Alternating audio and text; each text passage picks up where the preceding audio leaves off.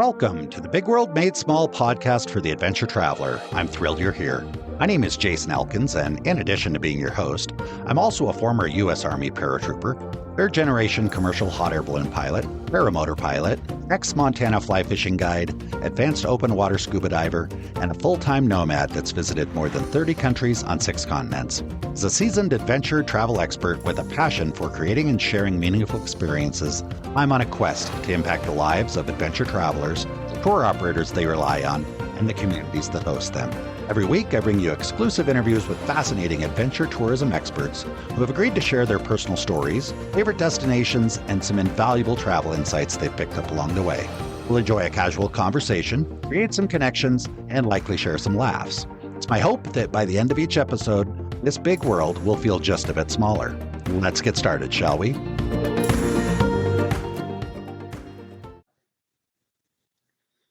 Welcome, everybody, to another episode of the Big World Made Small Adventure Travel Podcast. So happy to have each and every one of you back here listening to the show and participating. And super excited to have Cristian Levy from Amity Tours here with us today to share a little bit of his story. And Cristian, welcome to the show. Thank you, Jason. Hi. Anything, as I said, I'm usually so proud to talk about my company, a company that my father started. It was his idea, and that I had the guts, the stomach to continue growing. And now we are in our 20th season started. So yeah, 20 years, pretty cool. Years. Yeah, you'd mentioned that right before I pushed the record button. I said, "Hold on a second, let's get the conversation recorded," because that's a really big milestone. And I don't know if we have enough time to cover everything that's happened in the last 20 years, but I want to kind of get the gist of it. You mentioned that your father was involved in starting the company. So let's go back to the beginning. How did you get from where you were to where you are today? Yeah, well, the way I would describe this is like how life and your DNA takes you in a course that you would never imagine, but everything makes sense. Because this started, if we have to pinpoint a date or a year, it started in 1948. My grandfather, Hector, he was my father's Alejandro father. He was a big explorer, and he loved to go on bicycle rides, going from the Central Valley in Chile to the coast to stay at their beach house over there, but also explore the Andes, this amazing mountain range that we have throughout Chile. And what they did back in 1948 was like a whole journey to get to one ski down of piste. They had to start at 5 a.m. on these big dirt trucks to get up to a certain point, and then on mules continue up and then ski up to the top of the mountain, then ski down for one before the ski resorts and yes. The ski lifts. And yeah, I hope people listening to this that like to ski can appreciate that. I know some backcountry skiers that do take some pretty make some pretty impressive efforts to ski down a slope. But if you wanted to ski at all, you kind of had to do that back then, huh? Yeah, and when you look at the pictures from like black and white pictures, they are wearing blue jeans and woolen sweatshirts and stuff like that. No technical gear or anything like that, but it was their passion to explore the Andes, to explore our beautiful country, Chile. And so my father grew up in that environment, and then he was an athlete. He was part of the Chilean soccer team, college level, but he studied to be an engineer, and he was an industrial engineer all his life. Lucky me, I made this crazy decision that my family supported to study tourism. I didn't know anything about it, but it made sense to me to be in the outdoors and to try to make a career in this. But not even in my best dreams, I would have imagined to run a company. I want to be a consultant, a professional, in the tourism industry, but it was not part of my decision to start a company. And then my father, he specialized in the textile industry and making shoes in Chile, or making all the canvas that you need to, I don't know, all the textile industry that as Chile started to sign international trade commerce with Asia, that industry in Chile ended. He couldn't find any job, because everything was imported, not produced in Chile. We started getting all the imports from China, India, Pakistan, you name, Vietnam, and then the Chilean industry seems to be a common story throughout a lot of North and South America. I get it.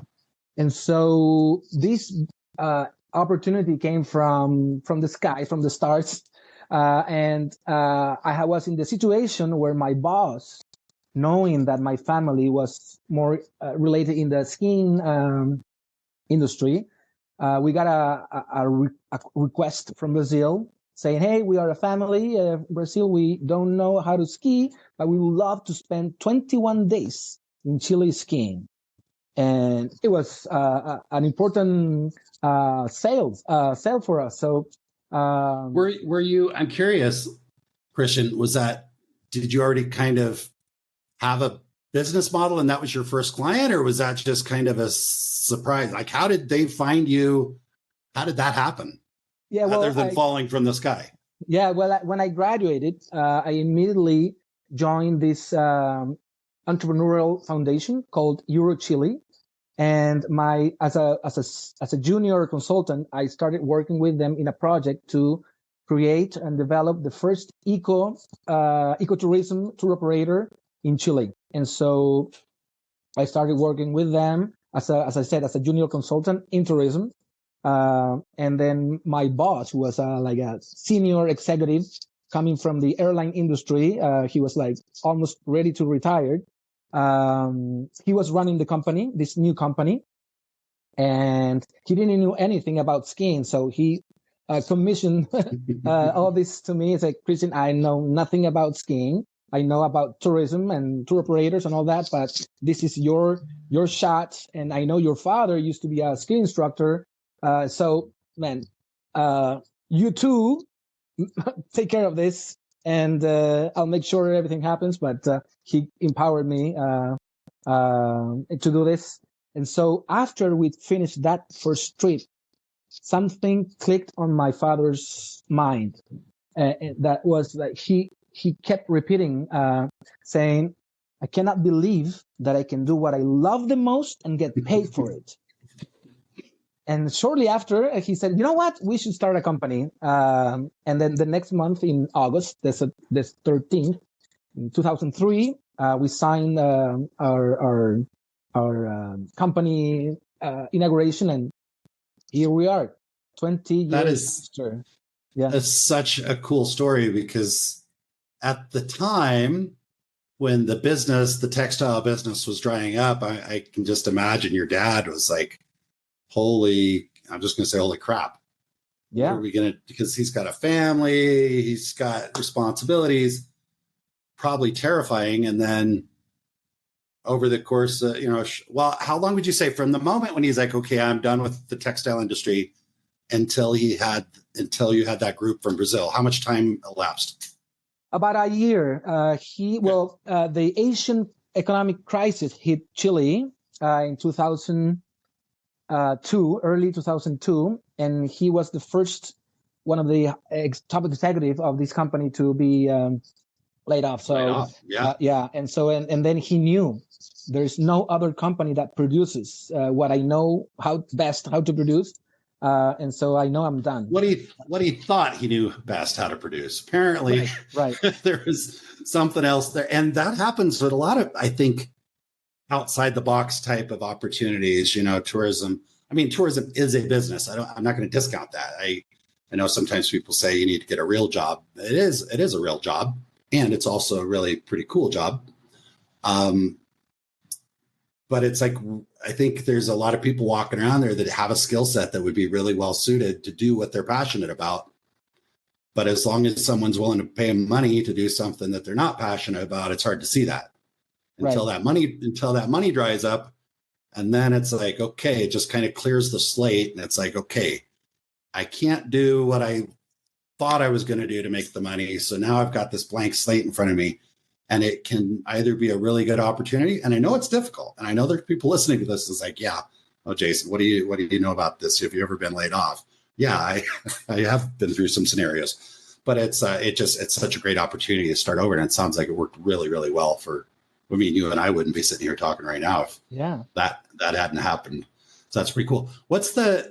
Other than, it sounds like the positive takeaway from this was, wow, we can make money doing this. And I suspect there were also, like, your first foray into this, I can imagine there were a tremendous number of learning opportunities. Do you remember back to one thing like, wow, we never saw that coming? I mean, did you lose anybody on that trip? Any crazy stuff happen on that trip that was just the first trip we barely knew how to put chains on the tires, the snow chains. It took us 2 hours the first day to put up the snow chains. Fortunately, your clients apparently didn't know anything about snow and skiing anyway, so they didn't know any different. Yeah. So those clients, this family from Rio de Janeiro, they kept coming for 10 years in a row, 10 consecutive years doing a similar tour, usually spending 22 days with us for 10 years until their kids graduate from college. Wow. Yeah. Apparently you guys did a tremendous job on the very first trip. It reminds me of I was a fly fishing guide in Montana for a while and worked in that part of it. And I remember my very first guide trip. I was terrified. I wasn't expecting. It was kind of the same thing. I showed up at the shop one day, and the guide that was supposed to be there, called in sick, and my boss looked at me and he knew I had a drift boat. I had a guide license, but I'd never taken a guide trip. And he said, "You want to do it?" And I'm like, "Okay." Yeah. I was terrified. Made a few mistakes that, we won't go into too much detail, but I remember at the end of that trip, my new clients looked at me and said, "We've never been on a guided fly fishing trip, but you really set the bar high." And to this day, I wish that I had the courage to say, you know what, I've never been on a guided fly fishing trip either. So, and you guys were great, great clients. So I can relate to the excitement and the nerves and stuff. We were obviously nervous, but I was 25 years old. And so for me, it was like a risk-free or worry-free situation.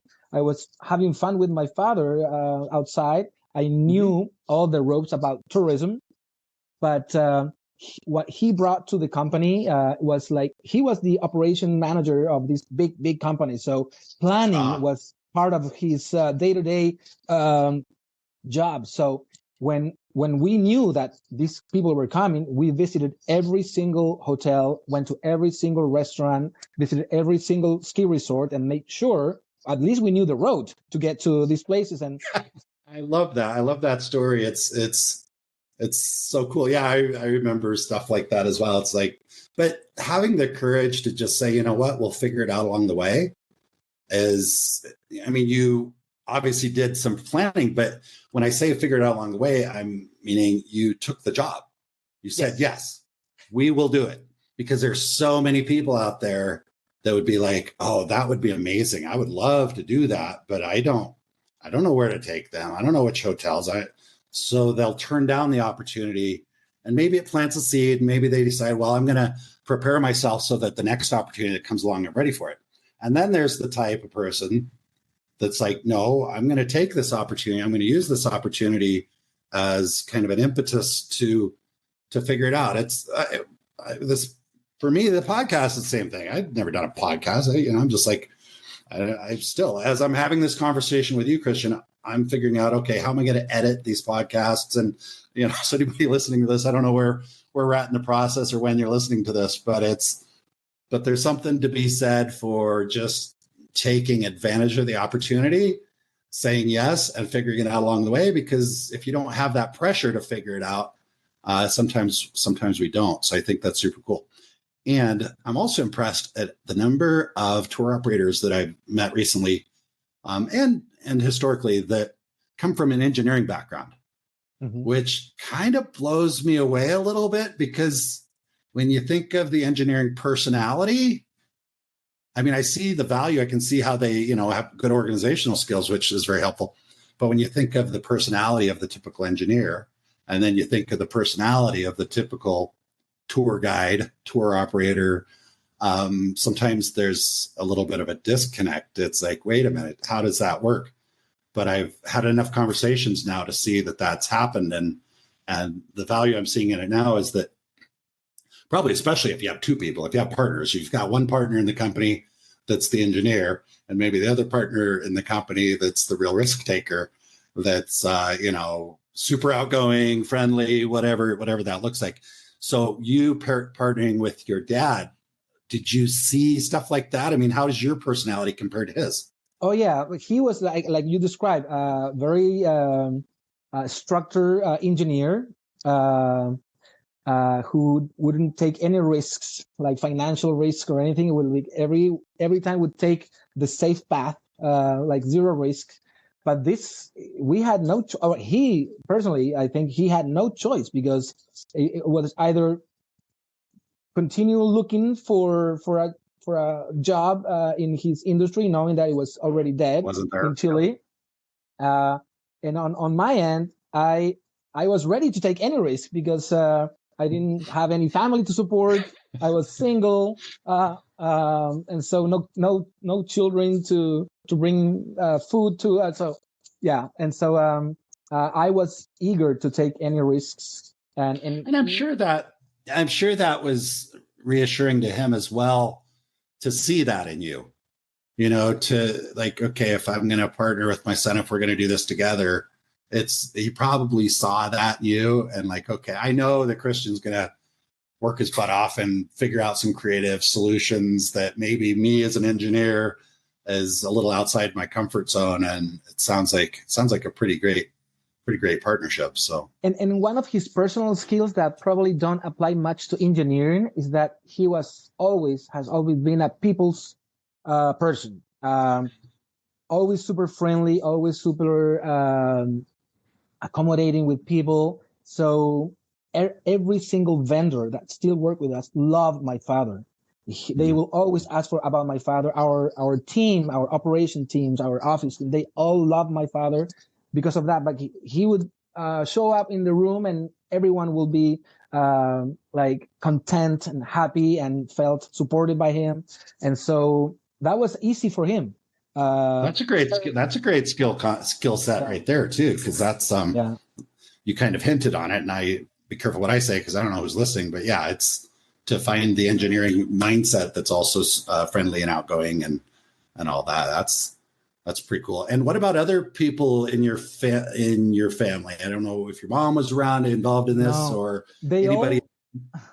They all gave us support in many ways, but didn't get involved in the company.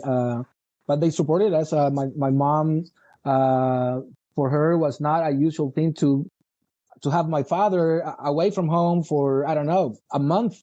But she knew that he was with me and we were working, but also having fun. Sometimes people just look at the pictures and saw us skiing and like big smile. And with like, I don't know. Wait a minute, are you really working? With attractive guests, good looking guests in hotels, spas, all that. But we were really working hard. But I think this was the first time my dad could enjoy both, like getting paid and generally loving what you do as a job. That's pretty cool. And that's been my experience in tourism as well, having run and owned a couple companies where it's like, yeah, I've never worked harder in my life and it's never been more rewarding. I remember I had a hot air balloon ride business and I had a really hard time convincing other people in my world that I was actually working because I would, I'd have all these pictures of my clients getting engaged in the balloon, or I would come home so just jacked up about the day. Oh, we did this, we did that. And he proposed, she said yes. And people are like, wait a minute, you're supposed to be working. This doesn't sound like work. But the flip side of it was a 12-hour day. but I didn't notice it was a 12-hour day. I get back at the end of the 12-hour day and just super excited about it. So I can relate to that. That's pretty cool.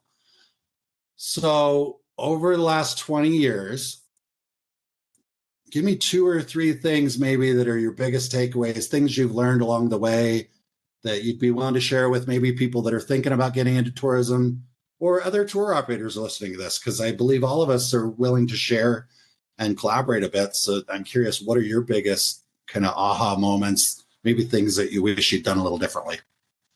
Well, one of our first aha moments was because we started Amity doing 2 products, 2 activities, which was what we love the most, skiing and hiking, which made sense to us because you would go to the same areas.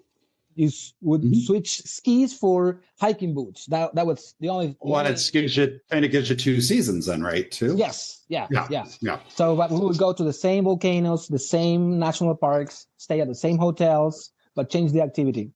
But then in 2006, I visited the North Island in New Zealand and saw a potential that I didn't see before, but that it made total sense to us because what I saw in the North Island was group of cyclists touring, like in a tour, in an organized bicycle tour. And I remember I don't remember, it was Skype or some type of a voice over internet protocol app that I called my father and say, "Hey, Dad, you know what? Here in New Zealand, people are bicycling the way you did it when you were young." I remember I immediately clicked in my head, New Zealand, the north part of New Zealand is exactly like our destination, the Lake and Volcano district in Chile. It looks the same. The only difference I can see is that people drive on the left-hand side rather than the right-hand side. And that's an easy adjustment. You can. So I remember the first time I heard the concept of bicycle tourism, or in Spanish, cicloturismo, was because I knew that my father would go from Chile to Argentina, crossing the Andes from Santiago to Portillo, and then to Mendoza. This is like a big climb. And so we said, well, we know what bicycle tourism is. We have to do it. We have to develop this product in 2006. I can imagine if you've never seen people pay money to go on a bicycle tour, I can imagine where you'd be like, maybe that little voice in your head be like, why would anybody pay for that? It's a bicycle tour. Like, you work hard, you sweat, your butt hurts after a long day. Why would people want to do that?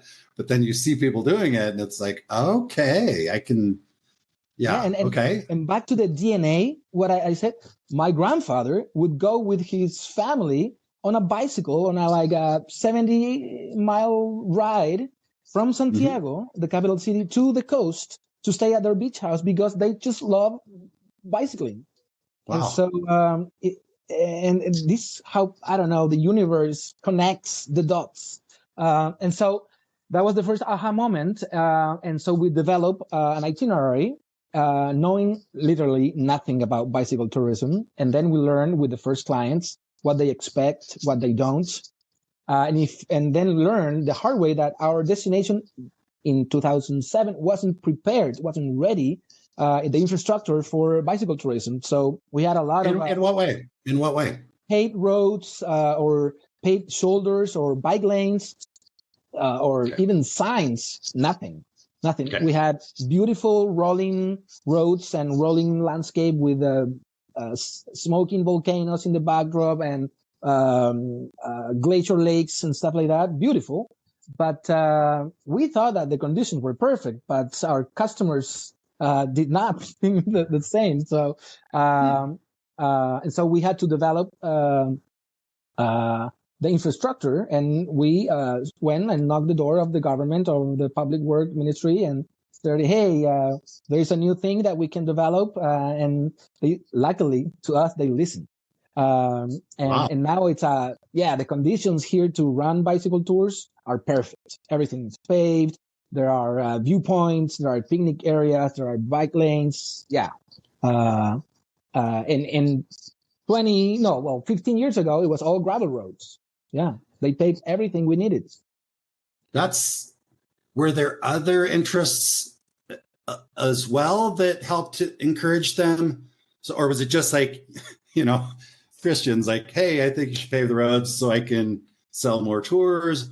Were there other considerations as well that you feel that just kind of came together at the right time to help encourage them?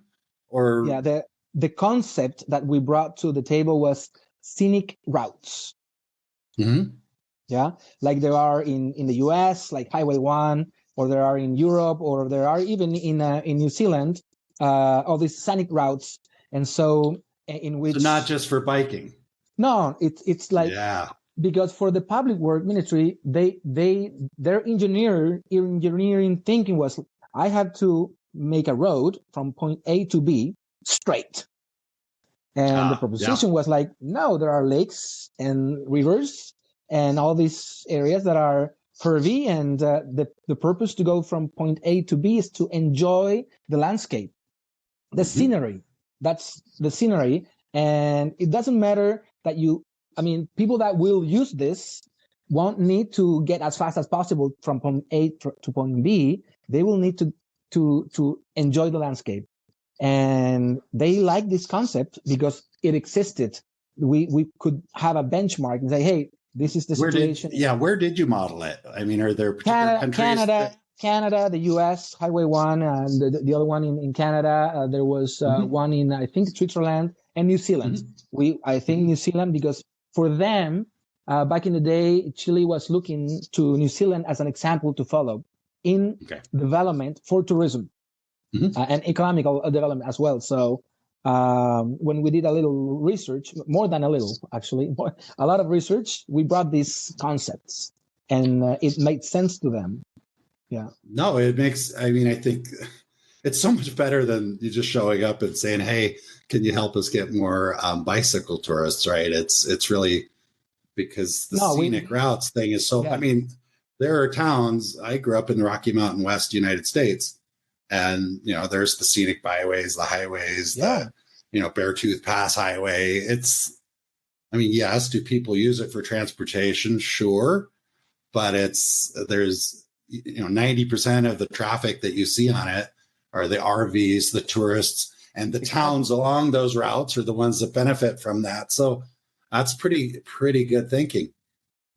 Yeah. And the next aha moment was like, okay, in 2007, we learned how to sell bicycle tourism. But when I went to the Chilean tour operators, the big wholesale incoming tour operators, I felt like I was Charlie Brown's teacher when I was speaking. Like, were you speaking in Spanish? Yeah, they looked at me and I knew they were not following. They even though we both spoke Spanish, they were like completely clueless, looking at me like you could do tours on a bicycle. So these are outbound operators in other countries, or? Well, that's the aha moment. So I quickly learned that, you know what, I will waste my time going to big companies in Chile. Okay. So I had to jump and go overseas, go to the US, go to Australia, go to like places that I know there are tour operators that specialize in bicycle tourism.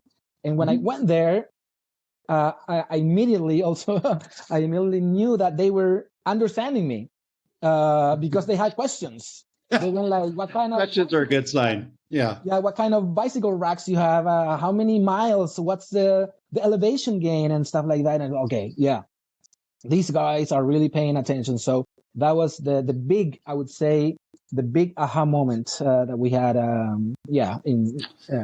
And change our company to like continue growing. I think what's brilliant there is, instead of getting tunnel vision and focused on this is what we do, is looking at, okay, where are the other, both where and what are the other markets, the bicycling, and then realizing that, okay, Chileans aren't going to spend money to go on a bike ride with us because it's just outside their wheelhouse. But that doesn't mean we need to give up on the bicycling. We just need to go figure out where the market is. Instead of, I mean, I think there's some tour operators out there that managed to create a market that wasn't there. I've got a gentleman I've interviewed here for the podcast. I'm not sure if our listeners have heard that one yet or not, but he's doing dinosaur tours. Like, wow. I'd never heard of that. Okay, so it's paleontology tours. And that's one, like, that's pretty cool. I don't know if he's created a market. Had a really interesting conversation with him. Whereas you took the route of, okay, let's find something that's popular somewhere.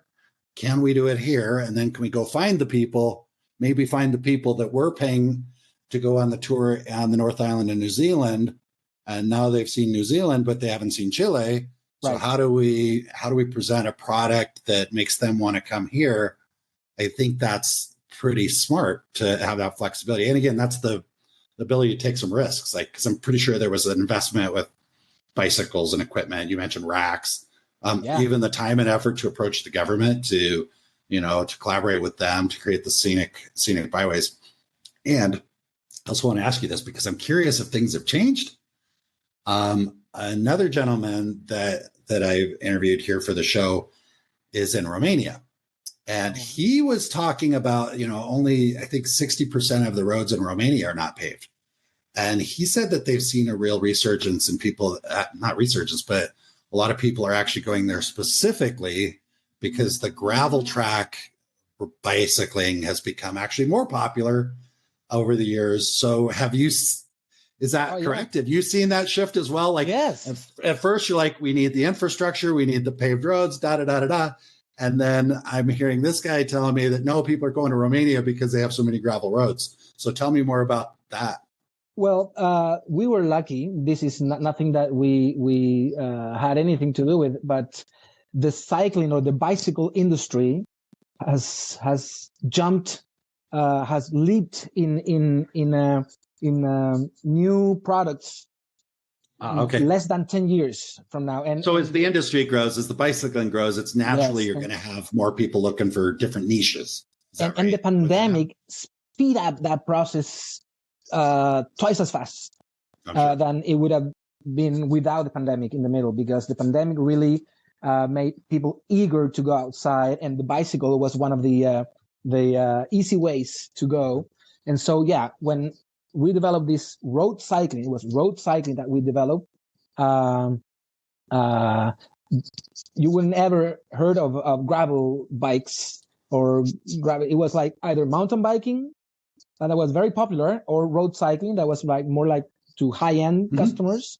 In the way that the market works around this specific product. So, and we developed that road cycling. So, but now, in the pandemic, we actually had to we applied to government grants and started, and we won these grants and started to increase or change our bike fleet to gravel bikes, knowing that everyone is buying a gravel bike. And what is that? So I'm curious. So at one point you're like, hey, government, we need to pave more roads. We need to increase the infrastructure. And then 10, 12, whatever years later, you're back saying, hey, can we get a grant to develop more programs? Like, can we tear up some of these roads so we have more gravel course? I'm sure you didn't have a problem finding gravel roads. What happened with the gravel bike is that before, even today, paved roads are a limiting factor, right? To develop road bike tours. So with these gravel bikes, that they look like a road bike, but they have much bigger tires. There's no limit on the map. You can go anywhere you want on this map. So before, rather than going through the national park, we go around the national park, because the roads around the national park were paved, but not the main road going across the national park.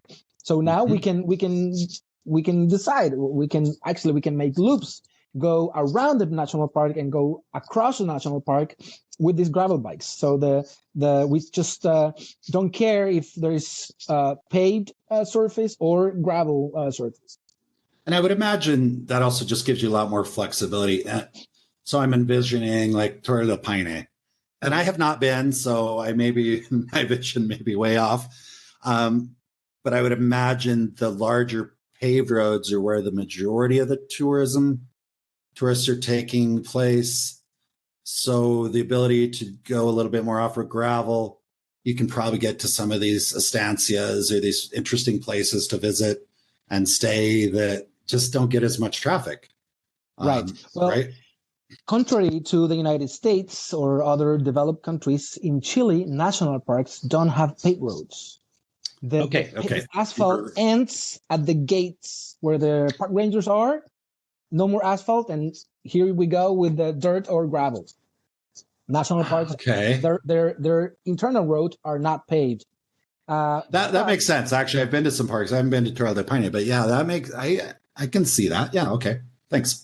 And so on a road bike tour, the limiting was, we can get to the gates of the national park, but then we can continue. But with the gravel roads, we can actually get through the park and visit the heart of these national parks.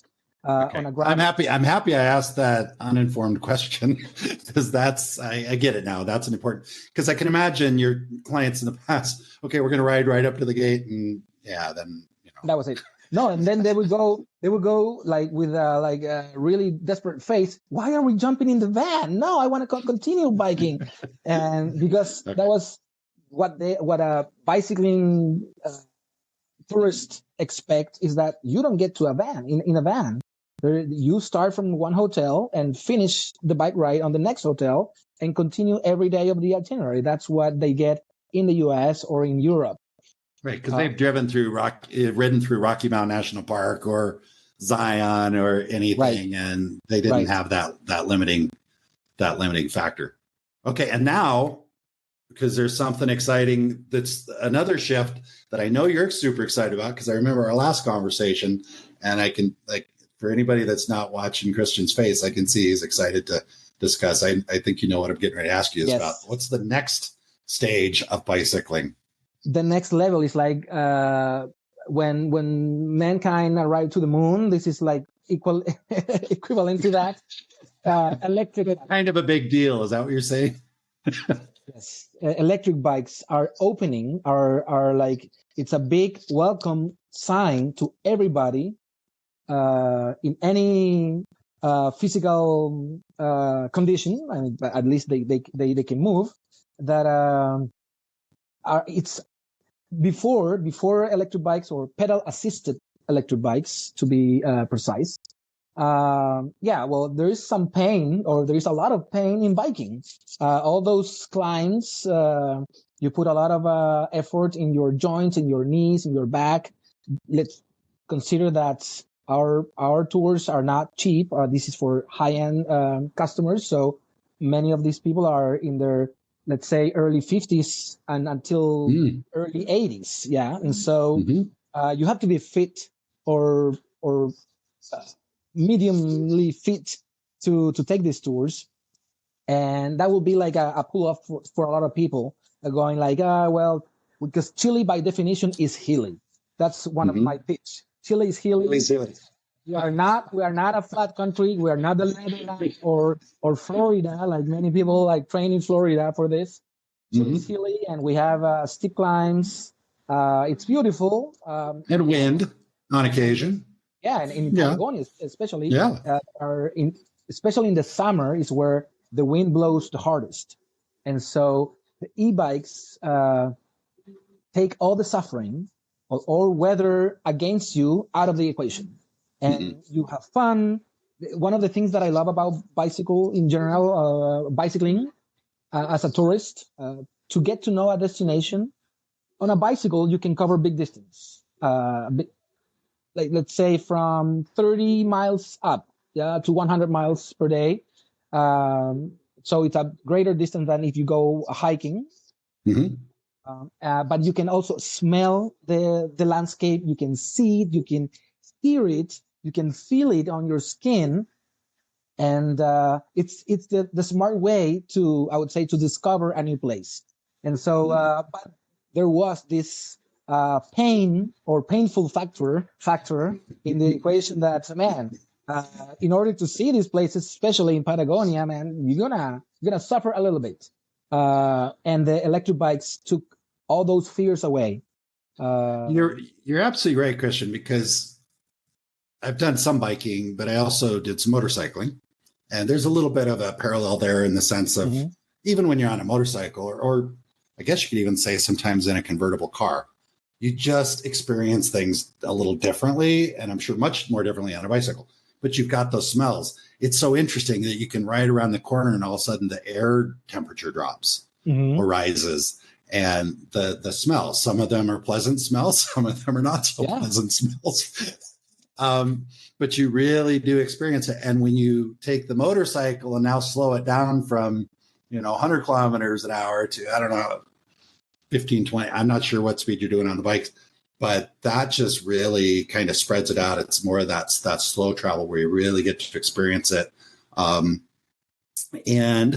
if you're not the type that's going to get on a bicycle because your butt is going to hurt from pedaling, sitting on a bike all day, pedaling hard and breathing hard or sweating, then I can see why that would make an awful lot of sense. And I also heard what kind of the words under what you were saying was the people that can afford the trips on average are not necessarily the ones that are in the best physical or youth or whatever. So you've got a lot of people maybe in their 20s and 30s that are riding a lot of bikes, riding long distance, don't think anything of it, but they're not on average the ones that are going to go to Patagonia for, a week, 10 days, a month to ride bicycles on the level of tour that you offer.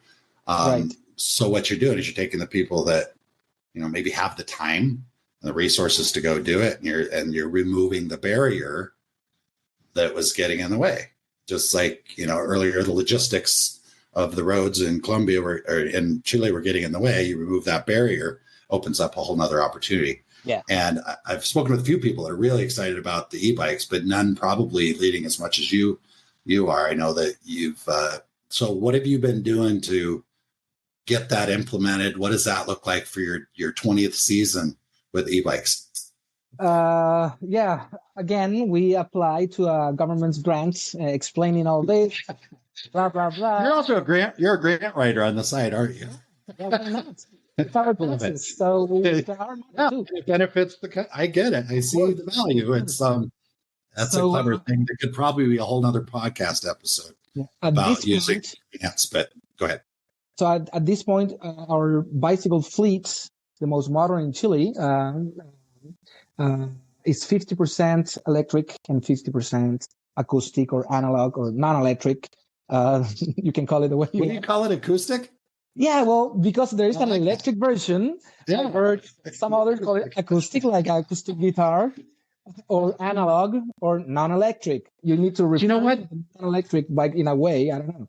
I think you're onto something because I'm not a guitarist, but like you ask somebody to play guitar, do you play electric or acoustic? And there's not much judgment. Right. There, right? It's like, okay, there's no judgment. It's like, it's just a different type of guitar, has its benefits, downsides. So I love that you connect that with the bikes because frankly, I'm sure there's some people that might have an electric bike, you're lazy, you're whatever, or why would anybody do that? But I think if you use electric and acoustic, I think that's brilliant. So yeah. And it's important to say many times that so people don't get the wrong idea is that these bicycles don't pedal for you. You pedal, and there's a little engine that helps you, like assist you while pedaling. So you still get your heartbeats to a higher level. You still sweat, but rather than climbing a hill at 20 kilometers per hour that you do on an electric bicycle, you do it suffering at 7 kilometers per hour, and it would take a while, and you probably end up walking up, but not on a bike. The bike, in a sense, is saying, "Look, we're going to help you. We're not going to do it for you, but we're going to help you." Right. So, okay, exactly. I love that. All right, so 50% of your fleet is electric. The other half is acoustic. And what are you seeing so far with? I don't know if you've had some clients do trips. I believe you've been doing some scouting trips and fam trip type stuff. But what are you seeing as far as clients booking? What are the ahas when you see the inquiries coming in? No, now that people know that we have the e-bikes available, 50 or even 60% of them pay the premium because the rental is a little more expensive because the bike is like 4 times more expensive than the acoustic. They prefer that. Yeah, they take that alternative, and we see that maybe in the future our bicycle fleet will be 70% electric and 30% acoustic. Who knows? But at present it's 50-50. So that's based on what they're requesting. I'm curious about the demographics or the group makeups that you're seeing, because I can see that would be the biggest shift, because you don't just have like the same type of people coming, just using a different type of bike. I would imagine you see totally new people coming or totally new group dynamics that you might not have seen. Are you seeing that yet? Or what are your thoughts? I mean, people that take a bicycle tour are not newbies to bicycling. Okay. Let's say because a bicycle tour is about cycling all day, every day. Yeah. And so what you can see now is that groups are larger, like more people are jumping, and sometimes, usually, couples take this tour, like as I said, like empty nests kind of couple, like with their kids in college. So and with more disposable money to take out these tours. And so one of them, let's make a picture of it. She's a good cyclist, but he's not. And when the vacation time comes, she would be very keen to take a bicycle tour, but he would go, I'm not so sure. I'm going to be at the tail of the group. I don't want you to hold up. Why don't you go yourself with your friends and I'll stay at home. I'll do something else. Or even ask if there's a non-rider option. Sometimes we get that question.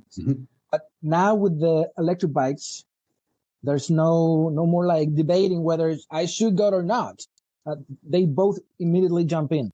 And they can go at the same pace, at the same speed.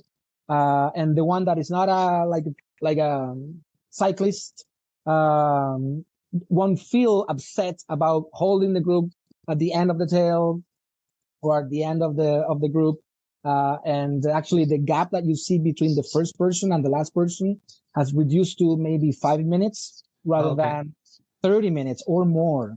It's amazing how much compact the groups are now rather than without the e-bikes. I'm gonna say this just because it popped into my head. I feel like what you're doing, Cristian, with this is bringing people together in a couple of ways. Because you said the group, from the first rider to the last rider, shorter. So you've got people closer.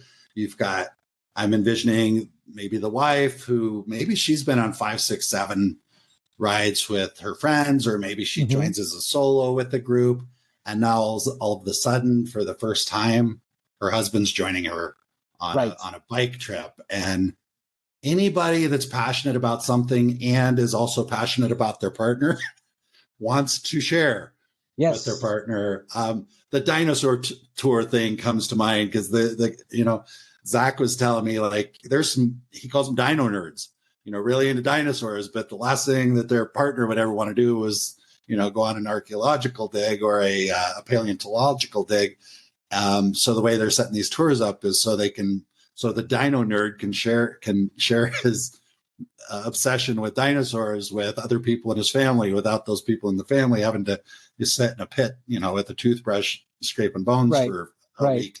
So it's kind of the same thing with the bicycling. Is the person that's most passionate about the bicycling in the relationship now really can share it with their partner without putting the thumb screws on them to, begging them. It's like, come on, look, it's a better opportunity for them to. So you're bringing people together. So that's a whole nother layer to your business as well. So, and really this stuff's all about connections. I love that. Yes. That's really cool. Yeah. That's really cool. What is the biggest challenge, either for you as a tour operator or maybe a potential client or the communities that you're working in? What challenges are coming up with the introduction of the e-bikes? To explain that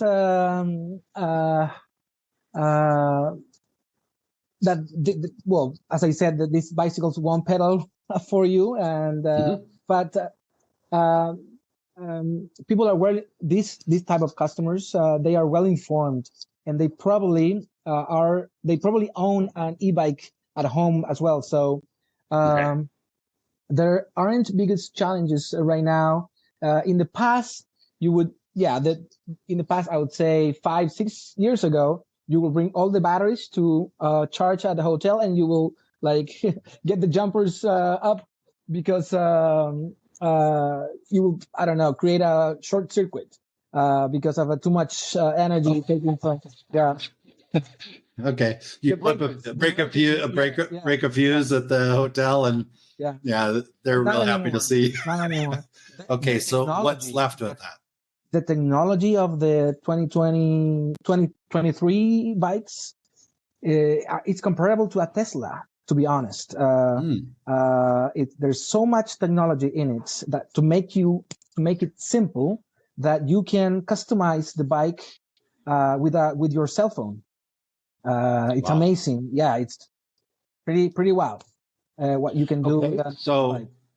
So when you speak of the technology, guides are very, very smart, and they're good at figuring things out. And sometimes guides are spending so much time outdoors doing stuff that they don't necessarily spend a lot of time messing around with apps on their phone and learning technology. So I'm curious, has the technology, I mean, I guess it's made it easier in many ways, but are there challenges to training your guides? Yes. How are you, so tell me a little bit about that. Yeah, well, for example, we work with, for example, one of our clients is Trek. Yeah. Trek bicycles. They also have a cycling specialist tour operator called Trek Travel. And with them, we had a tech training session that took 4 hours to train in specifics about this, not even e-bikes, about road bikes, high-end road bikes with electric shifters, and how you can customize the bottoms, how you can customize the gear shifting, the troubleshooting. All that took 4 hours with a well-trained, with the logistic manager of this company to really get to know what about these bikes. There's actually one concept that they call Trek University. That crazy, no? And it's all about all these components, all the technology that is behind something so simple that it's a bicycle. Is the education primarily to learn how to use the tool better, or is there a lot of, because what I'm thinking is like back in the day, okay, you need to know how to change a tire. You need to maybe know how to replace a chain, adjust the brakes. I can't, like when I was younger fixing bicycles, it was kind of a little bit intuitive. So how much, like, are there maintenance issues? Is it like my guides absolutely have to go through the training because a bike is going to break down and they got to know how to reprogram it? Or is it just like, hey, we want you to make sure you know how to use it so that you can maximize the experience? Or is it just maintenance, repairs? What does that look like? It's both. All the troubleshooting, all the potential scenarios that you may face with an electric bike or electric shifters with these high-end components from Shimano or SRAM. These are the two leaders in the industry. And so that part is new.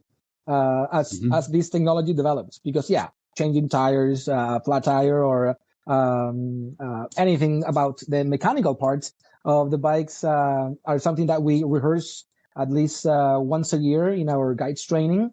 But all this technology aspect, we were clueless because there's so much behind that it took, as I said, 4 hours that we recorded that training session.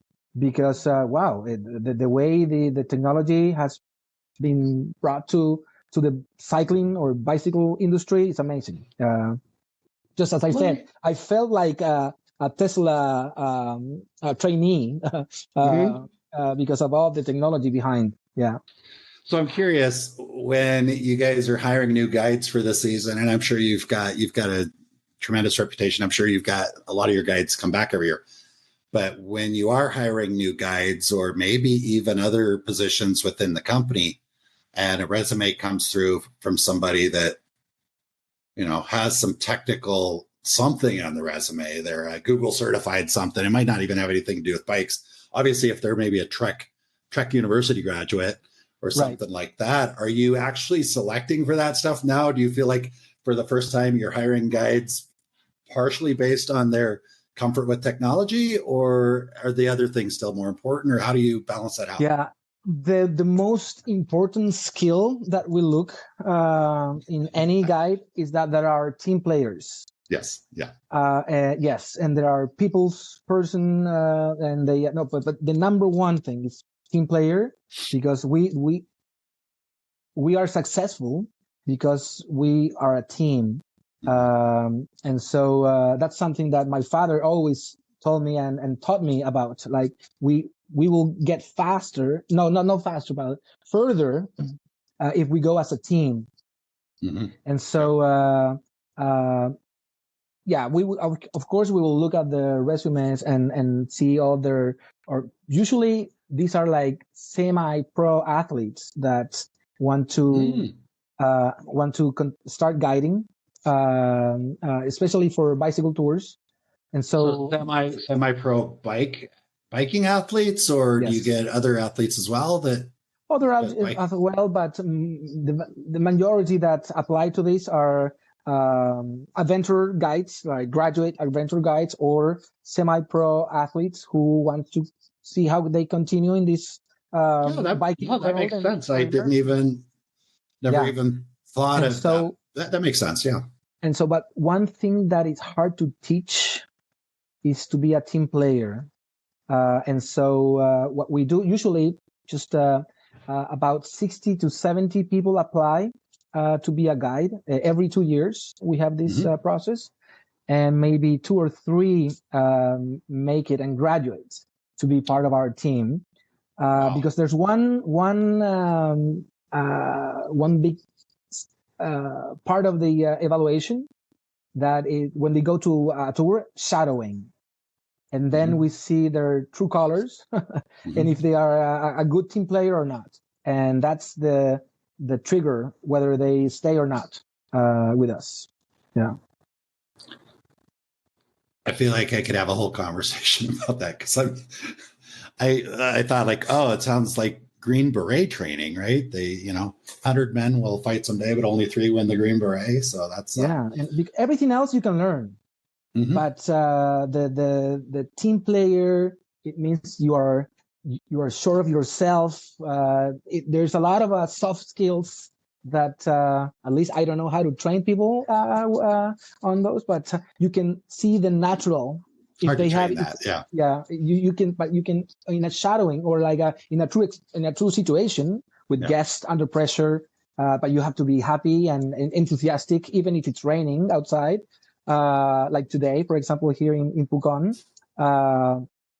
That spirit of team player, of being enthusiastic, and that this is a job. You're not on vacation as well. Sometimes we have guides that think they are also on vacation, and they behave like that. And no. We are working. We work hard, but we get well compensated as well. So, and customers would immediately compensate you with big tips at the end of the trip if you do it well. So that's the number one aspect that we look. That's very cool. Yeah. Since we're on that topic, are all of your guides and employees Chilean, or do you occasionally have other folks come in? What does that look like? We have an international team in all levels in the company, because we work in an international world. The vast majority of our clients are from other countries.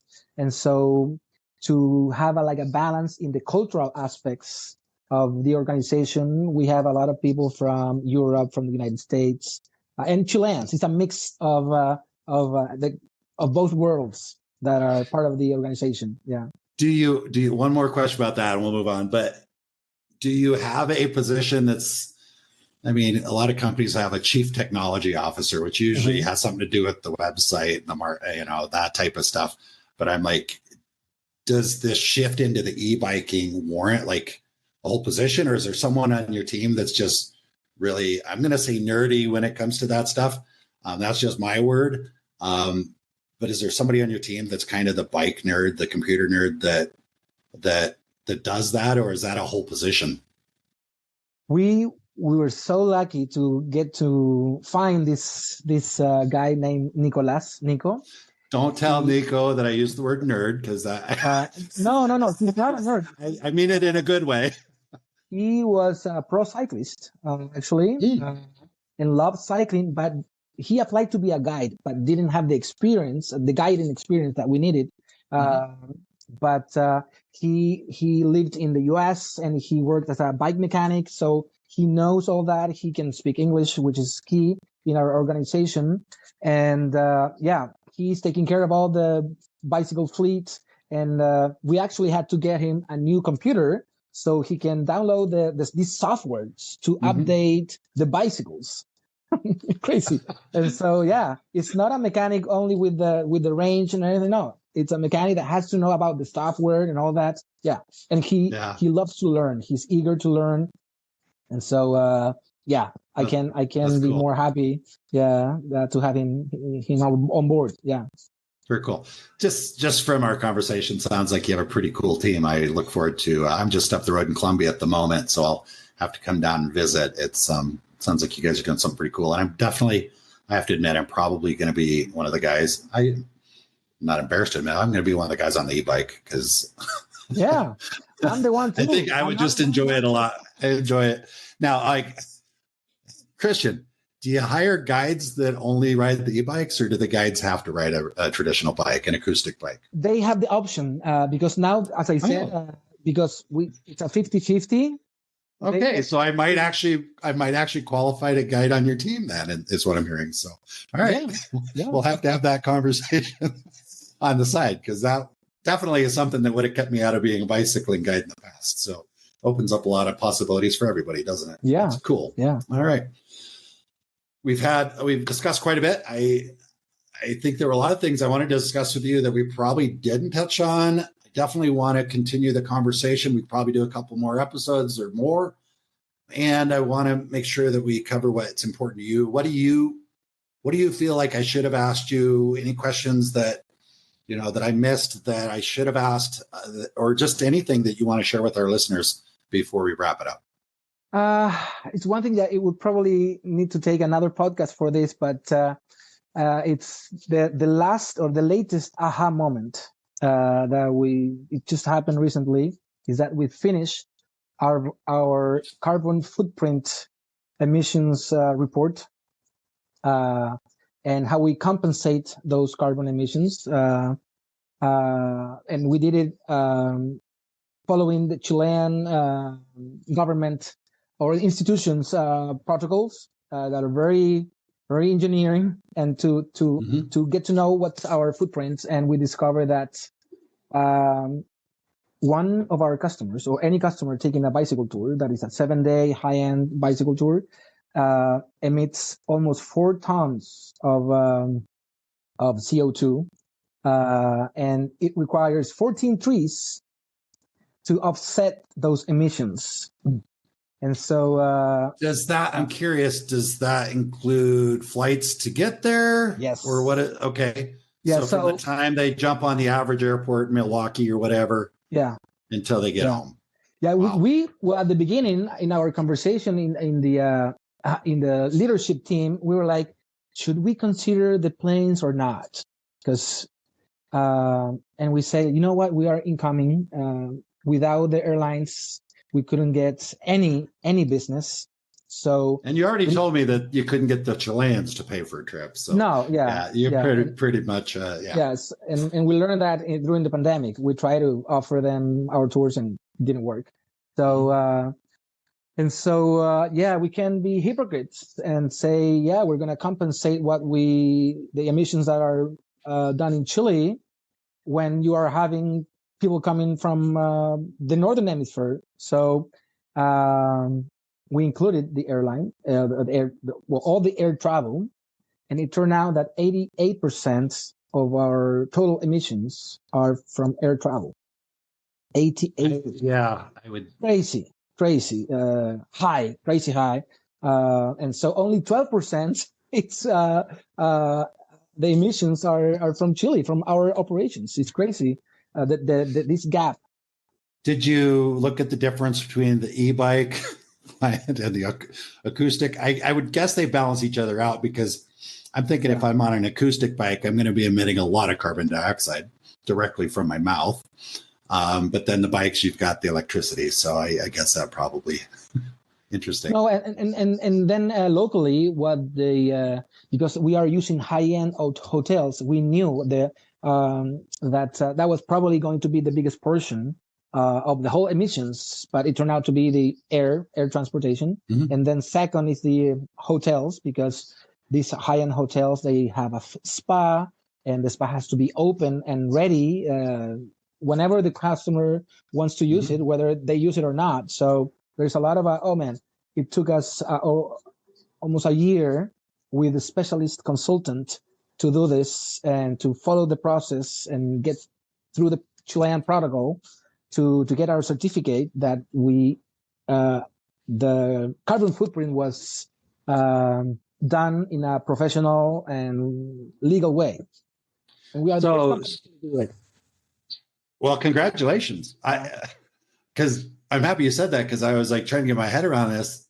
It seems like that would be quite a process for anybody to do. You guys are one of the most established and, bigger tour companies in Chile. And I'm trying to imagine, the smaller operation trying to figure all this out and the expenses. So I guess my question was, when you say Chilean protocol, is there what sort of pressure or requirements are in place for companies to do this? Is this completely optional?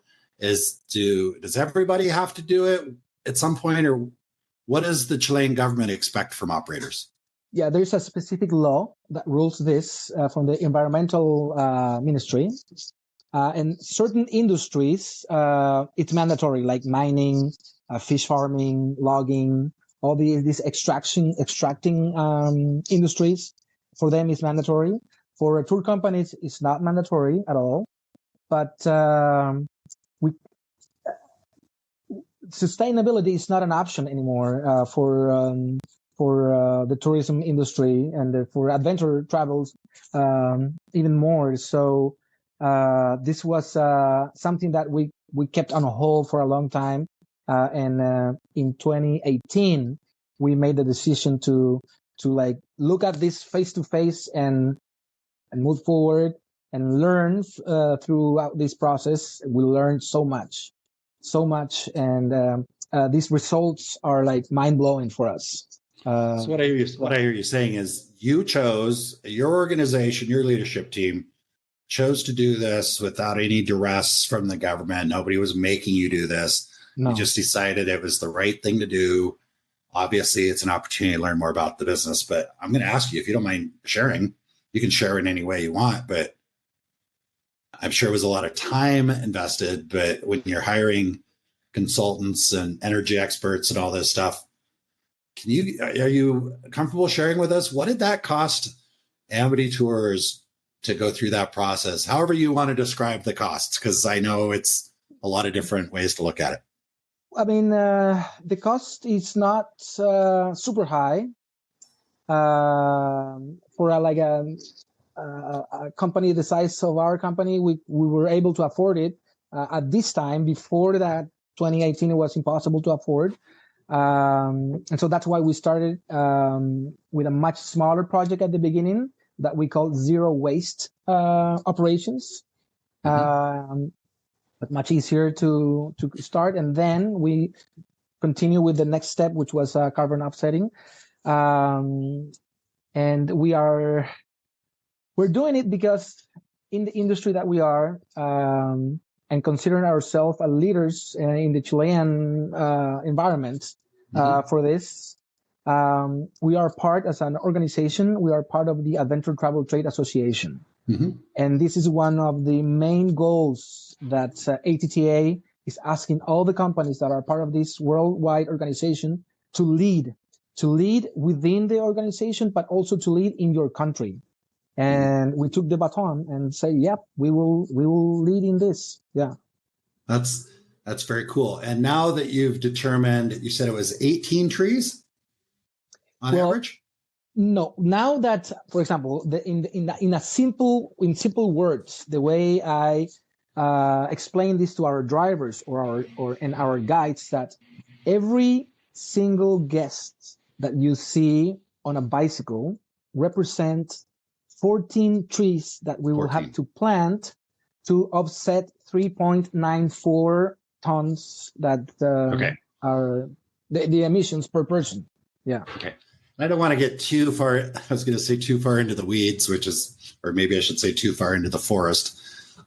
14 that you plant 14 trees, and there's organizations out there that's what they do. You can basically say, hey, look, we know that this is what we need to do to offset our carbon footprint. You can donate. I don't know what that looks like, but you partner with them to then do something for the environment, which is maybe planting trees. I don't know if there's other ways that they offset.